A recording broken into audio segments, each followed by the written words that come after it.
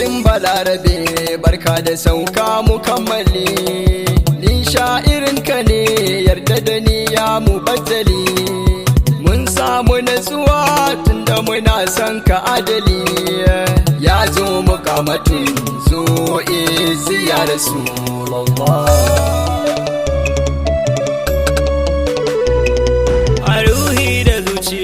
Sanka na dauka abin yabo da kaunar ka ne kadai da hake samun duk rabo, ina san ka sayyidi dubo ni ya da sha yabo, da kaunar ka ne ake tsira habibi cikin ibadallah. Yau muke ta maulidin annabi nan dare ga tarwada, sai ku go mu je mai murnar haihuwar Rasulullah.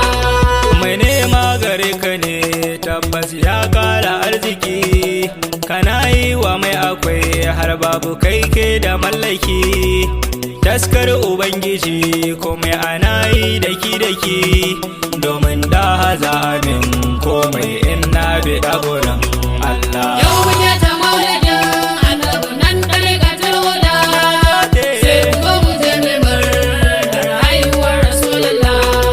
Shin waye ya kai sarki ni dai ban gan shi ba, duk wanda ya fice bai in bai rike ka ba, bana da takama habibi in ba kaunar ka ba, dan Muhammad ke yaban ka karbe shi ya aminullah. Salamun alaika sarkin al'ummar mu jagaba, duk wani mai matsayi rasulu kai ne ka jagaba, mu muna ta maulidi je ka faɗi don samu ba, muna tsara maulidi don murnar haihuwar manzo rasulallah. Yau muke ta maulidin annabi nan dare ga tarwada, sai ku go mu je mai murnar haihuwar Rasulullah.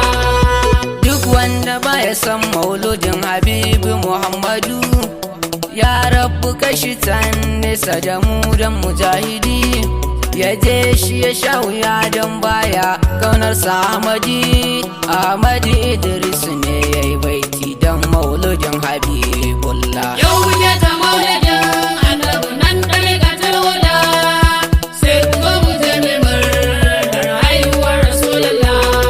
Alhamdulillah rabbana sarki ya ilahuna, da kai ne a cikin su ma da haigun nabina, suna tsara baituka na samun nabina, ga dai dan karami a cikin su baituka za na zayyana.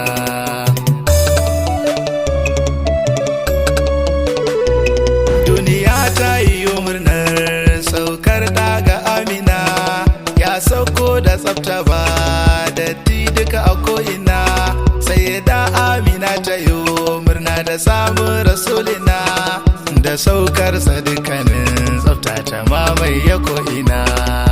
Yau muke ta maulidin annabi nan dare ga tarwada, sai ku go mu je mai murnar haihuwar Rasulullah.